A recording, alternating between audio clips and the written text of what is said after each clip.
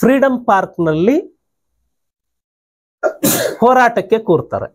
ನಾನು ಸ್ವಾಗತ ಮಾಡ್ತಾನೆ. ಎಸ್, ನಿಮ್ಮ 50 ರೂಪಾಯಿ ಇಳಿಸಬೇಕು ಅನ್ನೋ ಬೇಡಿಕೆಗೆ ನಾನು ನಿಮ್ಮ ಜೊತೆಗೆ ಕೂಡ್ತಾನೆ. 600 ಪಟ್ಟು ಏರಿಸಿದಿರಲ್ಲ, ನಿಮ್ಮನ್ನ ಏನು ಮಾಡಬೇಕು ಹೇಳಿ?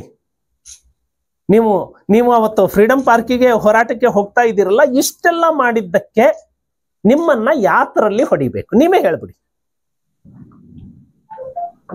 ನಿಮ್ಮನ್ನ ಹೇಗೆ ಕ್ಯಾಕರಿಸಿ ಉಗಿಬೇಕು ನೀವೇ ಹೇಳಿ, ನಾನು ಹೇಳಲ್ಲ.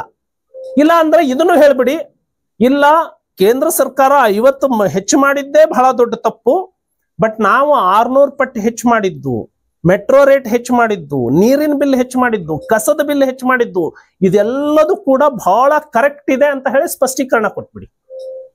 ಸ್ಪಷ್ಟೀಕರಣ ಕೊಡ್ಲಿಲ್ಲ ಅಂದ್ರೆ ಏನ್ ತಗೊಂಡ ನಿಮ್ಮನ್ನ ಹೊಡಿಬೇಕು?